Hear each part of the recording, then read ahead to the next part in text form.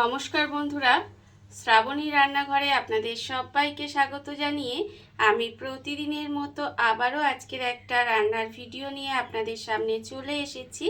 আজকের আমি আপনাদের কাঁচা আমের তেল ছাড়া টক ঝাল মিষ্টি আচার বানিয়ে দেখাবো। আশা করি আপনাদের ভালো লাগবে। তার জন্য আমার পুরো ভিডিওটা আপনাদের দেখতে হবে।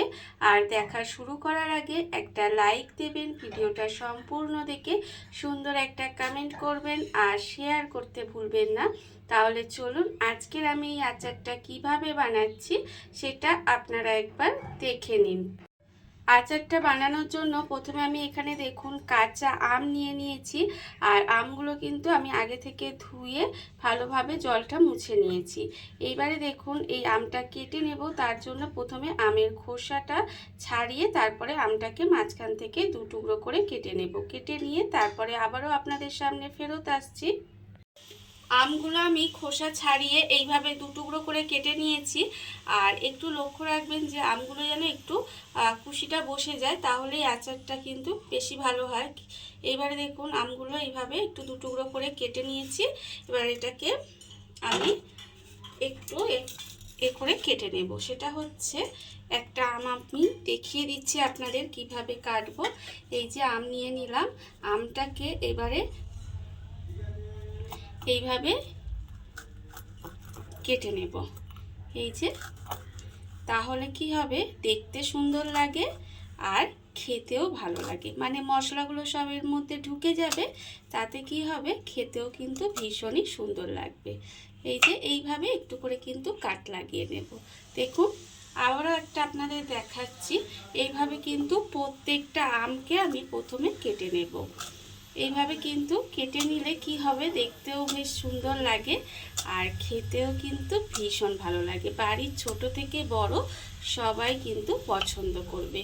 দেখুন এইভাবে আমি একটু কাট লাগিয়ে নিলাম আর এইভাবে কিন্তু সমস্তগুলোই কাট লাগিয়ে নেব। প্রত্যেকটা আম দেখুন একইভাবে আমি কিন্তু একটু করে কাট লাগিয়ে নিয়েছি আর এইভাবে একটু কাট লাগিয়ে নিতে হবে। আর অন্যদিকে দেখুন আমি একটা বড় বাটি নিয়ে নিলাম। বাটির মধ্যে প্রথমে আমগুলোকে নিয়ে নেব। বাটির মধ্যে পুরো আমটা নিয়ে নিলাম। নিয়ে এবার এর মধ্যে দিয়ে দেব আন্দাজ মতো নুন। এখানে কিন্তু আন্দাজ মতো নুনটা আমি এর মধ্যে দিয়ে দিলাম। আর দেব আমি এখানে চিনি। এখানে আমি বড় বাটির 1 বাটি চিনি রেখেছি। সেইটা আমি মনে করছি যে এর মধ্যে এই চিনিটা দিলে আমার ঠিকঠাক হবে। এই চিনিটাই আমি এখানে দিলাম। আপনারা কিন্তু চিনির পরিমাণটা বাড়িয়ে কমিয়ে আপনাদের আম অনুযায়ী দিতে পারেন।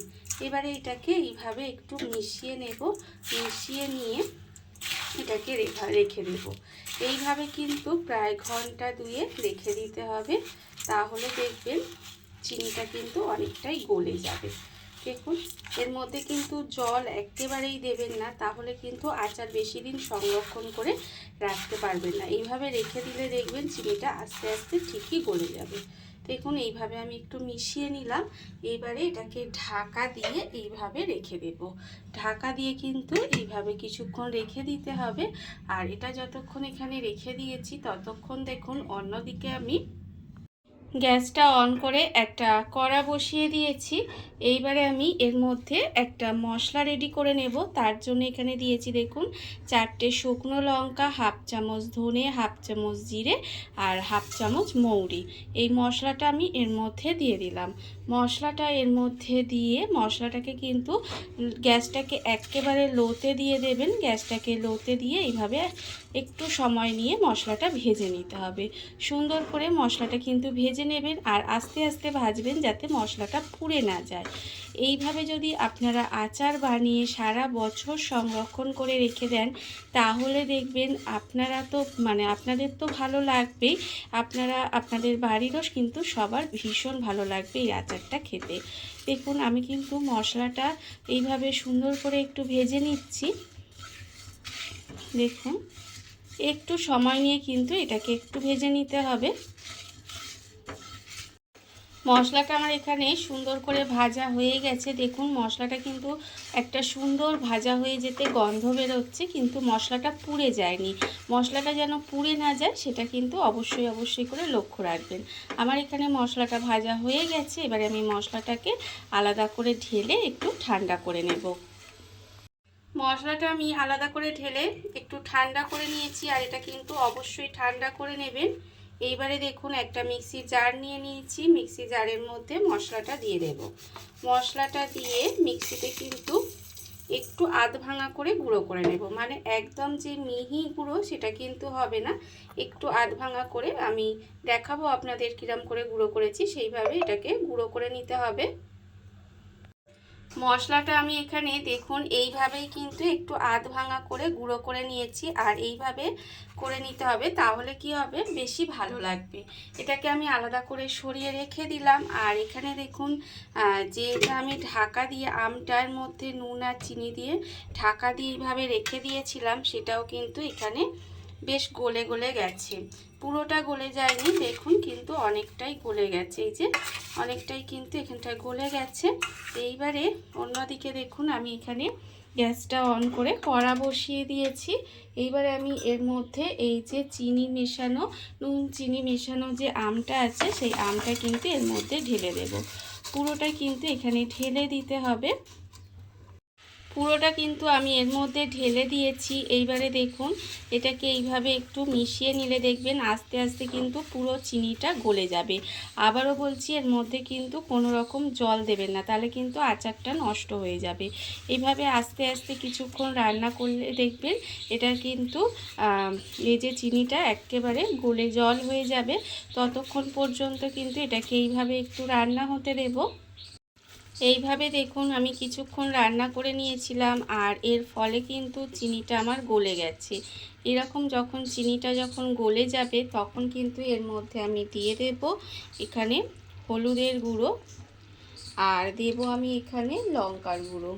কালারের জন্য হলুদ গুঁড়ো আর লঙ্কার গুঁড়ো দিয়ে দিলাম।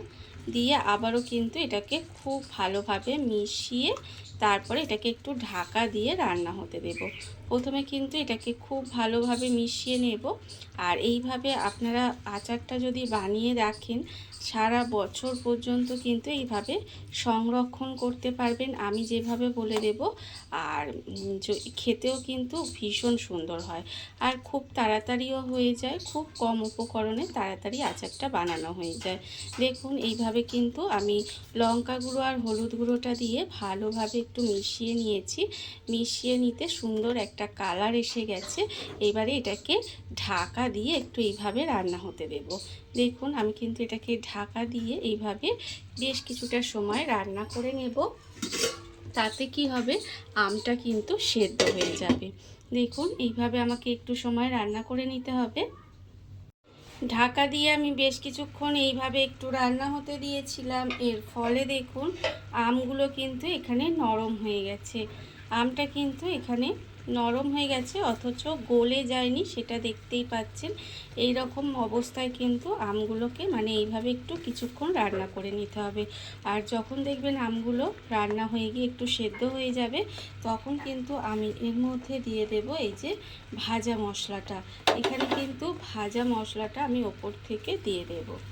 এখানে কিন্তু আমি যে মশলাটা পুরোটা বানিয়েছি, পুরো মশলাটা দেব না। এখানে আমি 2 চামচ মতো ভাজা মশলা দিয়ে দিলাম। দিয়ে এটাকে মিশিয়ে দেব। মিশিয়ে দিয়ে কিন্তু আমি আরও কিছুক্ষণ এইভাবে একটু রান্না করে নেব। দেখুন মানে এই যে একটু পাতলা পাতলা আছে না, এটা এতটা পাতলা থাকবে না, একটু এটাকে একটু রান্না করে ঘন করে নেব। মশলাটা দিয়ে আমি কিন্তু বেশ কিছুক্ষণ এইভাবে একটু রান্না হতে দিয়েছিলাম, আর এর ফলে দেখুন কালারটা কতটা সুন্দর হয়েছে, কতটা লোভনীয় হয়েছে। আর আচার কিন্তু আমার এখানে রেডি হয়ে গেছে। এটা কিন্তু এই রকম ঘনত্বেরই আমি রেখে দেব, তার কারণ আচারটা ঠান্ডা হলে কিন্তু এটা আরও অনেকটা ঘন হয়ে যাবে। সেই জন্য এটা কিন্তু আমার রেডি হয়ে গেছে। এইবারে আমি গ্যাসটা অফ করে কিছুক্ষণ ঠান্ডা করতে দেব, তারপরে আপনাদের পরিবেশন করে দেখাবো ঠিক কেমন হলো। দেখুন বন্ধুরা বাড়িতে থাকা কত অল্প উপকরণে কত অল্প সময় কত সুন্দর একটা কাঁচা আমের টক ঝাল মিষ্টি আচার তৈরি হয়ে গেছে, আপনারা দেখতেই পেলেন। আর এটা দেখুন দেখতে কতটা লোভনীয় হয়েছে, খেতে কিন্তু তার থেকেও অনেক অনেক ভালো হয়। আর আমি একটা কথা আপনাদের বলে রাখি, এটা কিন্তু আমি অল্প পরিমাণের করেছি, তাই এটা বেশি দিন সংরক্ষণ করে রাখার জন্য এটা কিন্তু আমি কোনো কিছু মেশাইনি। তবে আপনারা যদি বেশি পরিমাণের করেন তাহলে আচারটা নামানোর আগে এর মধ্যে কিন্তু অল্প একটু ভিনিগার দিয়ে দেবেন, তাহলে দেখবেন আচারটা আপনারা সারা বছর সংরক্ষণ করে খেতে পারবেন। আর দেখতেই পাচ্ছেন এটা কত সুন্দর এসেছে কালারটা, খেতে কিন্তু ভীষণ সুন্দর হয়। আর এইভাবে আপনারাও কিন্তু যে কোনো একদিন কাঁচা আম থাকতে থাকতে বানিয়ে দেখতে পারেন, আশা করি আপনাদেরও ভীষণ ভীষণ ভালো লাগবে। আর এই ভিডিওটা যদি আপনাদের ভালো লেগে থাকে, আপনারা আমার চ্যানেলটা সাবস্ক্রাইব করে এইভাবে আমার পাশে থেকে যেতে পারেন। তাহলে চলুন আজকের ভিডিওটা এই পর্যন্তই। নমস্কার।